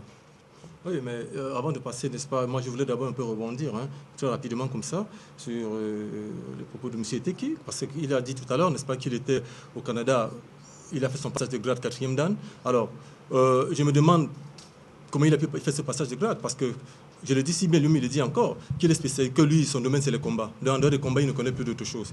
D'accord. Mais je me demande, et quand on sait bien que dans un passage de grade normalement dûment organisé, le combat ne représente que 2% de tout un combat. Je me demande alors comment il a pu faire ce passage de grade. Comment il a pu... Ça, c'est une question que je me pose. Deuxièmement, quand il parle de technique de combat, lui, se passe un peu pour le... Je ne sais pas, le Rambo, n'est-ce pas de... Le plus fort. Oui, du taekwondo, le Rambo du taekwondo au Cameroun. Mais il faut dire, Vous remettez en cause cela, maître Myrtil? Non, oui, moi je le mets en cause pour la simple raison que, surtout quand il insulte, j'appelle ça insulter l'intelligence de tous ces maîtres, de tous ces gens qui se sont battus au Cameroun, n'est-ce pas, pour former des enfants, qu'il a récupérés, disant que ce sont ses élèves, alors que ce ne sont pas ses élèves. Il faut le préciser, parce qu'il faut préciser que M. Eteki n'a formé aucun enfant sur le territoire camerounais. Il faut bien le préciser. Et je le dis, il y a des gens qui nous écoutent. À moins que je ne dise des conneries, ils pourront me rectifier plus tard. Je pense que et je dis, n'est-ce pas, quand on entend parler, c'est comme s'il avait réinventé, n'est-ce pas, le taekwondo, ou j'allais dire, n'est-ce pas, les techniques du taekwondo. Non, les techniques du taekwondo existent depuis, on les a améliorées au fil du temps. Le seul problème maintenant se situe au niveau, n'est-ce pas, sur le plan, n'est-ce pas, technico-tactique et stratégique, tout simplement. Sinon que les techniques de combat, c'est les mêmes partout. On n'a rien inventé. Ça, il faut qu'on soit d'accord là-dessus. Parce que quand M. Eteki est arrivé au Cameroun, il a trouvé des jeunes qui étaient compétitifs. Vous avez formé beaucoup de jeunes. Moi, c'est parce que j'ai ça dans la clé pour montrer. Moi, en Russie, moi j'avais un club, moi j'ai aujourd'hui en Russie 10 ceintures noires. Même sur le nez, si vous allez voir 10 ceintures noires, j'ai formé des enfants. Tous les Camerounais n'iront pas dans votre clé USB. Je crois que vous avez fait venir un pratiquant. On aura l'occasion de le voir tout à l'heure. Non, j'ai dit là c'est tard, mais là on aura le temps parce que vous avez quand même quelqu'un qui est venu. Je crois que c'est pour démontrer ce que vous faites sur le plan pratique. Vous avez un pratiquant de taekwondo qui est dans ce studio avec nous. Alors, maître Eteki, vous êtes remis en cause par rapport à vos compétences. Écoutez, vous voyez donc à quoi je dois faire face tous les jours à la Fédération camerounaise de taekwondo. Vous comprenez pourquoi, n'est-ce pas, c'est l'anarchie, la cacophonie au niveau technique. Je n'approche même pas le niveau de l'administration, mais quand déjà vous avez quelqu'un qui met en cause, n'est-ce pas, mes compétences et mes capacités, alors que jusqu'au jour d'aujourd'hui, je crois quand même que tous, sans exception, s'accordent à dire que j'ai fait évoluer le taekwondo camerounais parce qu'on était dans un taekwondo qui n'était pas compétitif, bien qu'on avait du talent. Il y avait le talent était là, mais les jeunes n'étaient pas entraînés. Les jeunes sur le plan international, on n'a pas vu le taekwondo camerounais aux Jeux Olympiques, par exemple.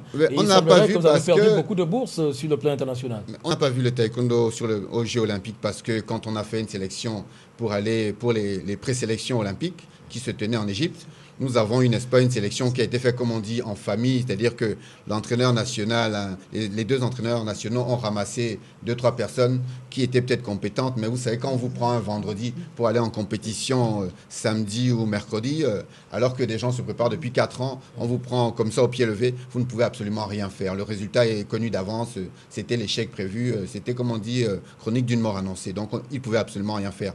Donc, n'est-ce pas, ça a desservi l'image du taekwondo camerounais, parce que le résultat, c'est qu'on nous dit maintenant, mais on ne vous a pas vu au JO, on ne vous a pas vu à Londres. Mais on ne nous a déjà pas vu en Égypte. C'était en Égypte qu'on devait nous voir, on ne nous a pas vus. Et ça, pour ça, j'ai crié ça sur tous les toits. Bon, on a dit, oui, mais maître Eteki, laissez quand même les jeunes aller. On ne laisse pas des jeunes aller en guerre à jour J-2 quand les gens se préparent depuis 4 ans, depuis 8 ans. Pour préparer un champion olympique, ça prend au moins 2 Olympiades. Il faut le découvrir pendant 4 ans, il faut le préparer pendant 4 ans. Alors quand vous imaginez que nous, on a ramassé des jeunes qui étaient, n'est-ce pas, de bons athlètes, on les a ramassés au pied levé comme ça un vendredi, ils sont allés compétir la semaine suivante en Égypte, ils se sont fait, n'est-ce pas, ramasser. Bon, c'était pas de leur faute, mais l'image du Cameroun a pris un sacré coup, donc voilà.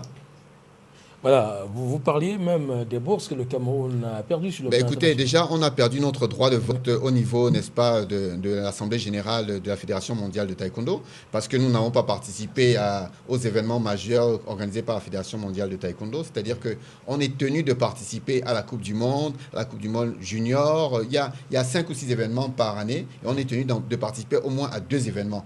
Or, depuis, je pense qu'en 2011 ou en 2010, on n'a pas tenu nos engagements.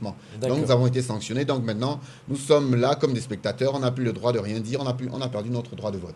Donc, voilà les conséquences. On aura donc l'occasion de suivre ce compétiteur qui est arrivé par le biais de Maître Njoko. En attendant, donc, on va suivre ce reportage sur le taekwondo, le temps que le décor soit planté. Et ce reportage ressort donc les problèmes que traversent ces disciplines sportives au Cameroun. On va suivre ensemble ce reportage. En fait, les prestations, n'est-ce pas, sont bonnes. Vous savez que nous sommes, n'est-ce pas, c'est un tournoi régional et ces jeunes que vous voyez, n'est-ce pas, beaucoup n'ont pas encore participé aux compétitions.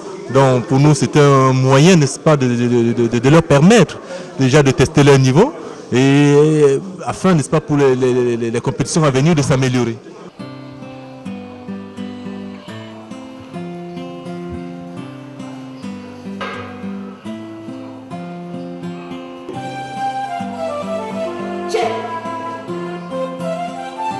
Dans la majorité des sports dits mineurs au Cameroun, la guerre de leadership bat son plein. Les compétitions ont du mal à être organisées et les talents restent égarés dans la nature. Face à cette bataille, l'on se demande bien ce qui fait courir les différents acteurs au sommet. Dans la grande famille du taekwondo, on n'est pas à l'abri de la grogne. Les réunions se multiplient, les actes visant à mettre certains dirigeants à l'écart sont initiés et l'on arrive même à des querelles de personnes pouvant dégénérer. Dans ce spectacle, tous les coups sont permis et l'on n'attend plus que l'arbitrage des autorités en charge du sport au Cameroun.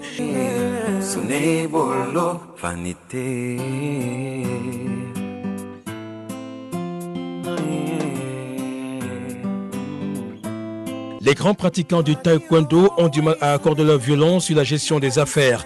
Les critiques et les accusations vont dans tous les sens et l'on n'est pas loin de l'impasse. La formation des compétiteurs est totalement remise en cause et l'on fait peser le doute sur les compétences des formateurs. Les grades font problème.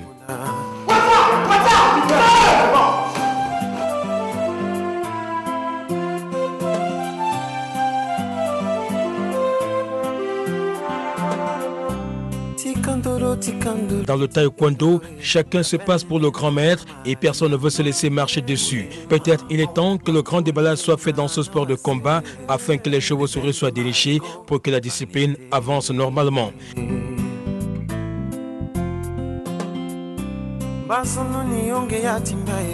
Le taekwondo camerounais est toujours absent sur la scène sportive internationale. Le désordre observé fait perdre de nombreuses bourses au Cameroun.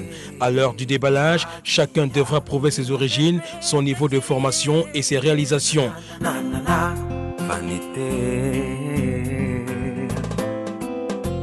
Des coups de gueule à la pratique, il n'y a qu'un petit pas à franchir. Comme le dit si bien l'adage, trop parler donne soif aux acteurs et concurrents de se mettre sur le tatami pour la phase de démonstration. Le challenge est lancé, à vous de jouer.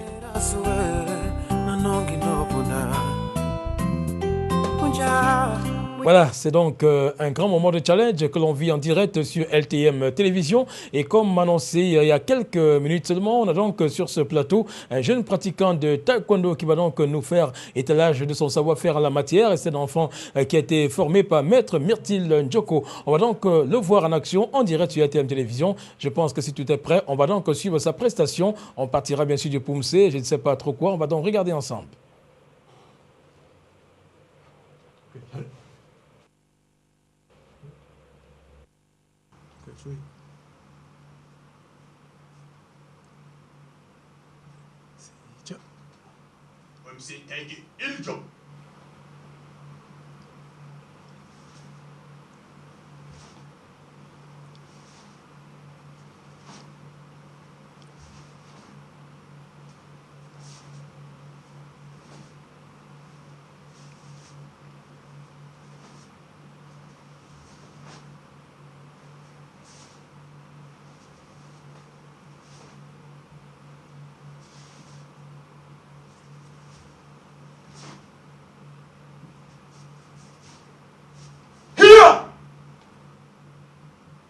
Voilà, je pense que c'est une prestation que l'on suit en direct. C'est un enfant formé par Maître Myrtine Djoko. Et je crois qu'on aura l'occasion d'apprécier cette prestation. Maître Myrtine Djoko, vous attendez un instant, vous voulez expliquer quelque chose? Je voudrais juste apporter une précision. Je peux dire que ce n'est pas moi qui l'ai formé à la base. C'est un jeune que j'encadre depuis un certain temps. C'est Maître Eric Pedgan. Ouais. Quelqu'un qui est mon vice-président, son élève. Voilà, c'est une rouge. Voilà, et c'est avec lui, n'est-ce pas, depuis un certain temps, je travaille avec lui dans beaucoup d'autres domaines, dans le domaine de l'habitat, le domaine, n'est-ce pas, du Aptitude de la salle de défense aussi. Alors, Maître Eteki, vous avez vu ce travail qui est fait. Je pense que vous avez peut-être votre petite appréciation à faire de ce travail. Voilà, je crois que là, je ne sais pas ce que Richard me signale. Je crois que là, on va donc passer rapidement à un dernier passage, je crois que c'est ça. Allez-y rapidement.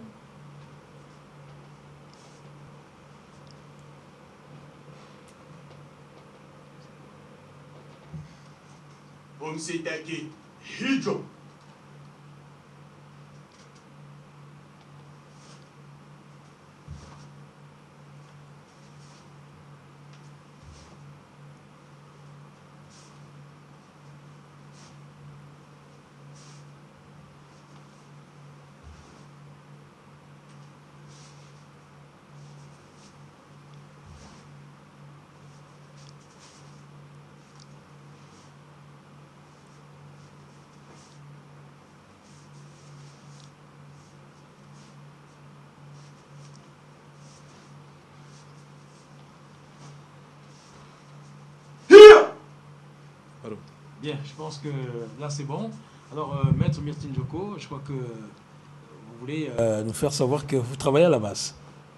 Oui, moi j'essaie de travailler tous les jours sur le terrain avec des jeunes. Hein.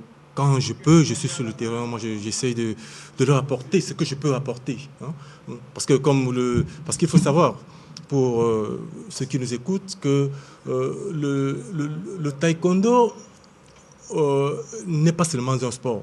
Hein. Le taekwondo, n'est-ce pas, a pour but ultime de développer la courtoisie, l'intégrité, la persévérance, le self-control, hein, ou le courage ou la combativité. Ouais. Voilà, ce sont ces valeurs, n'est-ce pas, que nous essayons d'inculquer, d'implémenter, n'est-ce pas, dans le cœur, je peux dire, n'est-ce pas, des enfants. Parce qu'il faut dire, et je voudrais vraiment, pour moi c'est important de le souligner, que ce sont des valeurs philosophiques, n'est-ce pas, qu'il faut intégrer dans sa pratique au quotidien. Parce que même si vous voulez être un champion, je ne sais pas, un grand champion du monde en quoi, je ne sais pas, en combat de main, vous avez intérêt, pour être un bon champion, vous devez être discipliné. Pour être un bon champion, vous devez inculquer dans votre pratique ces valeurs, qui sont celles, n'est-ce pas, du taekwondo. Voilà, c'est donc noté. On espère bien que tous ces talents, ces jeunes talents pourront demain représenter dignement le Cameroun dans des compétitions internationales. Je crois qu'avant de poursuivre avec Maître Eteki, on va rapidement suivre ce reportage sur cette assemblée ou alors cette conférence de presse tenue par l'association des journalistes sportifs du Cameroun qui organise d'ailleurs des awards le mois prochain. C'est un événement très très attendu et les contours de l'événement sont définis par les organisateurs de cet événement aussi important. Allez, on va donc suivre ce reportage. En récompense à leurs remarquables efforts, les meilleurs journalistes sportifs locaux seront primés cette année. L'initiative est celle de la coordination littorale de l'Association des journalistes sportifs du Cameroun qui entend par là améliorer qualitativement le travail des hommes de médias qui traînent l'actualité sportive. Question aussi pour ce qui est des éditions futures, de pousser le journaliste sportif à faire mieux que ce qu'il a eu à faire l'année antérieure. Donc c'est non seulement primer les meilleurs, mais aussi pousser tout le monde à travailler davantage pour que les critiques que l'on observe actuellement sur le travail des journalistes, sur la qualité de ce travail, que ces critiques aillent plutôt décrescendo. Quand on soumet à un concours, après on se dit quand même que voici ce qui me manque, voici ce qui me manque. Donc en principe, nous cherchons l'amélioration de la qualité. Nous cherchons à récompenser tous ceux qui se battent jour et nuit pour rendre compte de comment va le sport au Cameroun. Donc c'est ça en principe la finalité. Et parce que nous savons que la meilleure récompense dans notre métier, c'est la reconnaissance des pairs. À cette motivation, il faut ajouter le souci du président Éric Martial Djomo et les siens de revaloriser l'image de la presse sportive que l'on a tendance à laisser dans un certain anonymat. La motivation principale est venue du fait que l'on se rend compte que les journalistes sportifs sont très peu valorisés aujourd'hui chez nous. Les journalistes sportifs sont ceux-là qui accompagnent les sportifs tout au long des saisons, mais quand il est question de prix, on pense uniquement à ces sportifs. Donc nous nous sommes dit au niveau de la coordination AJSC du littoral qu'il fallait mettre celui-là, cet acteur majeur du sport à sa place véritable et a donc créé une saine émulation en faisant concourir ceux-là qui tout au long de l'année ont travaillé en comparant les articles. Ainsi, la conférence de presse que la coordination littorale de l'AJSC a donnée ce mercredi dans les locaux du cercle municipal de Bonandio-Douala a consisté à présenter aux uns et aux autres tous les aspects qui vont concourir à l'organisation de cet événement d'envergure. Tous ceux qui exercent dans le sport au Cameroun, en tant que journaliste et métiers connexes, donc journaliste, caméraman, cadreur, photographe, preneur de son, réalisateur, monteur, tout le monde est habilité à se présenter. Le rendez-vous est donc pris pour le 25 novembre prochain, date de la grande cérémonie de remise des distinctions. Voilà, Maître Myrtil Njoko, on va maintenant parler de notre aspect pour sortir peut-être de cet entretien. La gestion des fonds qui sont parfois recueillis lors des compétitions. Où vont ces fonds? Comment est-ce que ces fonds sont gérés? Et essayez un peu de nous raconter. En fait, quand vous parlez de fonds, c'est comme si on avait un compte en banque ou une caisse où on garde. On a souvent vu les pratiquants venir donner de l'argent à la table. C'est pourquoi exactement? Je crois que n'est-ce pas, dans tous les rapports, les comptes sont faits. Parce que généralement, la somme, c'est-à-dire que la participation que les athlètes donnent, c'est combien? S'il faut faire une médaille, coûte combien? Un compétiteur, n'est-ce pas, qui donne... C'est combien et il donne combien? Oui, c'était 2000 francs quand on fait une compétition. Ici, une compétition, c'est combien? C'est 2000 francs. Une médaille coûte combien? On a vu des gens se plaindre qu'on leur demande 5000 francs pour une compétition. Là, c'est au niveau... Non, là, on va parler de la Ligue. Là, c'est au niveau national. Oui. Au niveau national, bon, ils ont, n'est-ce pas, leur gestion. Il est vrai, n'est-ce pas, il y a, comme j'ai dit, il y a beaucoup de manquements au niveau de la fédération. Il y a vraiment beaucoup de choses, n'est-ce pas, à faire par rapport à cela. Et je l'ai toujours, moi, je l'ai toujours dit. Et tout cela, on a tous ces problèmes parce que rien n'est organisé. Alors, où va cet argent? Au niveau de la Ligue, où va cet argent? Les gens sont tout de suite réinvestis. Quand ils vous donnent, j'avais ce compte qu'il faut acheter les médailles, j'avais ce qu'il faut acheter les diplômes, il faut imprimer les diplômes, mais tout ça, ça va. Et ils vous disent, souvent nous sommes obligés de mettre la main dans nos poches pour compléter, n'est-ce pas, de l'argent afin, n'est-ce pas, de satisfaire ces athlètes. Il faut acheter le livre, il faut acheter ceci et tout. Voilà, c'est ça. En réalité, l'argent qu'on donne, si on 2000 francs, il faut combien de personnes? Ça n'apporte pas grand-chose. Alors, Maître Teki, on estime que les fonds sont parfois dilapidés, chacun prend de l'argent, il fait ce qu'il veut. Et il y en a qui prennent de l'argent, ils en font leur propriété. Il y en a qui sont venus s'enrichir au sein de la fédération de taekwondo. Bien, donc là, on est en train de laisser le volet technique pour passer au volet administratif. administratif. Venir, il n'y a pas de souci. D'accord, je vais d'abord répondre à votre question. Je pense que sur ce qui est du volet administratif, donc la gestion des fonds, le volet financier, il n'y a pas de transparence. Moi qui suis DTN et qui suis dans le taekwondo, je ne pourrais pas vous dire ce qui est arrivé au fond des dernières compétitions qui se sont tenues ici au taekwondo, que ce soit au niveau de la Ligue ou que ce soit au niveau de la fédération. Il y a une certaine opacité. Donc, et c'est ce qui crée, n'est-ce pas, un soupçon. Sans pour autant dire qu'ils ont pris de l'argent, je dis seulement que la manière dont c'est géré, c'est avec une telle opacité qu'on aurait tendance à penser que c'est fait pour, n'est-ce pas, cacher quelque chose. Parce que quand quelque chose est clair, on n'a pas besoin de nous le cacher. Je crois que M. Myrtil disait tout à l'heure qu'il y a des comptes qui sont sortis et qui sont clairs. Moi, je me souviens encore des derniers passages, des dernières compétitions. J'attends toujours la comptabilité en tant que DTN. C'est-à-dire que comme on voit le bilan du nombre de ceintures, les montants qui ont été encaissés, ce qui a été envoyé à Yaoundé, ce qui est resté à Douala. Je ne sais pas si ça existe, mais je ne l'ai pas reçu. Peut-être que Yaoundé l'a reçu, mais moi, au niveau de la direction technique nationale, on attend toujours ces montants-là, ces chiffres-là. Donc, je ne sais pas, peut-être que ça s'est perdu en chemin, que mon adresse a changé ou autre, mais je ne sais pas. Donc, ça, c'était pour le volet administratif. Donc, l'opacité fait que ça crée, n'est-ce pas, le soupçon. Maintenant, pour ce qui est du volet technique, comme, n'est-ce pas, M. Njoko disait que je me suis spécialisé dans, effectivement, le combat, la compétition, parce que c'est là qu'il y a les médailles et autres. Je suis tout à fait d'accord, mais j'ai vu ce jeune homme qui porte une ceinture noire, qui n'est pas, n'est-ce pas, pour une démonstration à la télé, n'est pas ajusté comme il faut. Le col de son uniforme est noir, alors qu'il n'a pas le droit, pour son grade, de porter un col noir. Et il n'est pas politique. Hein. Donc, vous savez, ce sont des petits... On est en train de faire la promotion de notre art. Monsieur Njoko, je n'ai pas fini. on est en train de faire la promotion de notre art. Donc, ne serait-ce que pour aujourd'hui au moins, on aurait pu lui trouver un uniforme avec un col blanc pour qu'il puisse faire ses démonstrations et que sa ceinture soit attachée au bon niveau. Donc ça, c'est déjà pour l'aspect premier, c'est le premier aspect. C'est-à-dire quand vous venez faire un examen, si déjà l'aspect physique n'est pas bon, si l'uniforme n'est pas propre, déjà on vous renvoie parce que pour l'examen, le de boxe doit être blanc. C'est-à-dire que toute l'année, vous faites ce que vous voulez, mais le jour de l'examen, votre uniforme, il est blanc. Donc ça, c'est ce qui est de la théorie. Maintenant, j'ai regardé les positions de ce jeune homme. J'espère que c'est parce qu'il n'y avait pas assez d'espace, qu'il n'arrivait pas à bouger ses bras et qu'il ne tournait pas bien les épaules. Donc, j'espère que c'est parce que nous sommes, n'est-ce pas, sur un studio télé. Mais sinon, je pense que les enfants qu'on a montrés dans la salle de Maître Njoko plutôt travaillaient mieux. Il y avait un petit ceinture verte qui a très bien travaillé, qui a des bons blocages. Alors que ce jeune homme que j'ai ici, les blocages n'étaient pas marqués. Donc, non, les combats, ce n'était pas du niveau. En plus de ça, je pense qu'il y a un problème de sécurité. Je ne vois pas de... Même la petite trousse de sécurité sur le côté, chose pour laquelle, n'est-ce pas, on me décrit toujours parce qu'on me dit, Maître Eteki, vous venez déranger. Je peux vous rassurer qu'il y en avait. Je n'ai pas fini. Vous avez parlé tout à l'heure de courtoisie, je pense, en taekwondo. Non. Donc, c'est pour ça que c'est autant de choses qui font que, n'est-ce pas, effectivement, on a de la difficulté à travailler parce que tout le monde ne veut pas travailler dans les normes. Nous avons des normes. Maintenant, il y a des cas d'exception pour des raisons économiques et autres. Nous le comprenons tous par rapport au Cameroun.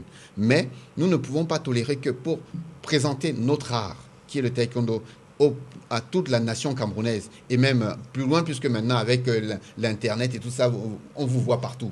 Donc, on ne peut pas, n'est-ce pas, présenter le taekwondo au Cameroun de cette manière-là. La ceinture qui est mal attachée, le dobok qui n'est pas... Donc, ce sont des petits détails, mais ce sont des petits détails qui déjà feront... C'est comme quand vous venez dans une entreprise, votre apparence, c'est la première chose qui a de l'importance. Tout à fait. Avant qu'on voit le reste, avant qu'on ne puisse... Voilà, je pense que la leçon est retenue et on va bientôt sortir. Maître Njoko, rapidement. Vraiment, M. Teki, il a un très beau discours. Vraiment, mais si ce discours pouvait se tenir, s'il pouvait se tenir ce discours partout, dans les salles où il va, puisqu'on a vu... J'ai aussi remarqué des enfants, des ceintures qui ne connaissent pas attacher la ceinture.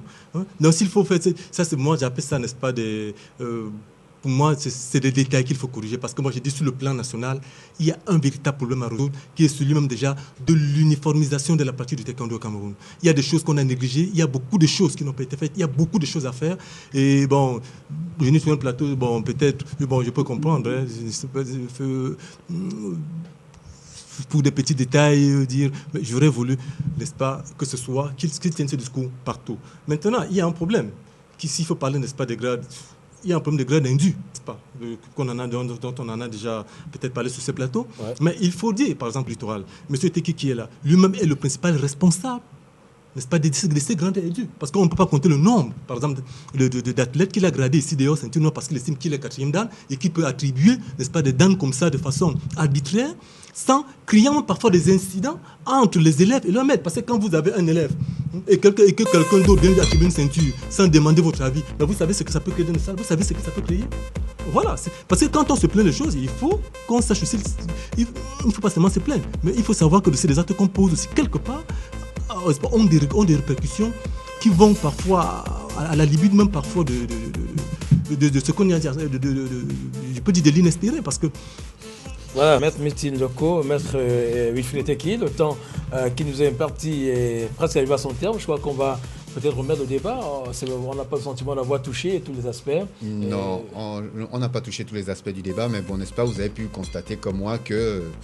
Il y a une question de préparation et que pour présenter notre art, on peut, comme il le disait tout à l'heure, avoir des problèmes dans nos salles et autres, mais au moins, quand nous venons, n'est-ce pas, sur une télé qui a une envergure nationale, essayez au moins d'être correct, d'avoir un bon uniforme, une ceinture bien attachée. C'est le minimum. Donc, voilà. Je peux vous assurer que sa tenue était correcte. Qu'est-ce qu'il y a sur sa tenue? Vous me dites qu'il n'a pas... Aujourd'hui, dans toutes les salles, même les ceintures blanches, ont des tenues, n'est-ce pas, avec des cols noirs. Je ne sais pas ce que vous... à moins que vous venez sur ce plateau et me dites que c'est une exception. C'est vous les maîtres de l'art. Donc, je crois qu'on vous a écouté suffisamment. Et je crois qu'on promet à nos téléspectateurs qu'on va remettre ce débat. On va toucher d'autres aspects qu'on n'a pas pu évoquer aujourd'hui. On vous dit infiniment merci d'être venu, Maître Eteki Wilfried. C'était un grand plaisir de vous avoir fait de plus aujourd'hui. Et je crois que l'avenir, on regarde quand même avec beaucoup d'optimisme. Bien sûr, j'espère qu'on va regarder ça avec beaucoup d'optimisme. Surtout que, bon, il y a des décisions qui ont été prises à Yaoundé par rapport au comité exécutif, n'est-ce pas, sur lesquels il va falloir qu'on rediscute un peu. Bon, elles ont été prises, je dirais, moi, sur le coup de, n'est-ce pas, de la colère et autres. Mais je pense vraiment que pour beaucoup de ces décisions sur les suspensions, autres qui vont de 20 et 10 ans. Je pense que c'est vraiment trop et que ce n'est pas possible si on veut faire la promotion du taekwondo. J'opte encore pour les sanctions qui vont de 6 mois à 1 an pour la plupart. Et vraiment, je pense qu'il faut qu'on revoie ça. Mais n'est-ce pas, ça sera après, puisque la majorité a décidé, on applique la loi de la majorité, c'est la démocratie. Mais il faudra que ces jeunes fassent appel et que leur appel puisse être entendu parce que je m'oppose encore à cela dans le sens où ce sont d'abord des pratiquants de taekwondo. Quels que soient les actes qu'ils ont posés, je pense qu'ils n'étaient pas tous, n'est-ce pas, responsables de cela. Donc, ils ne peuvent en aucun cas être tenus responsables de tous les actes de M. Akoa. Ce n'est pas possible. Merci. Alors, Menjoko, l'avenir, pour sortir rapidement. Non, moi je crois en l'avenir du taekwondo, mais pourvu, n'est-ce pas, qu'on ait des hommes qu'il faut. Parce que comme je l'ai toujours dit, on peut reconstruire le taekwondo, oui, mais avec qui? Pas avec tout le monde quand même. On veut oui, malheureusement, ce n'est qu'une vérité. Parce que oui, ce n'est qu'une vérité. On veut des gens qui veulent travailler. On veut des gens qui veulent travailler. On veut des gens, n'est-ce pas, qui veulent mettre leur expérience au service, n'est-ce pas, de ce taekwondo. Alors pas des gens qui viennent se servir du taekwondo, n'est-ce pas, pour des intérêts, bon, je ne sais pas, égoïstes. Voilà. Alors vous serrez la main pour qu'on sorte de ce plateau? Il a manqué de respect dès le départ. D'accord. C'est clair. Voilà, merci. Donc, terminé pour cette édition de Maxi Sport sur LTN Télévision. On vous donne rendez-vous lundi prochain pour notre édition. Bonsoir.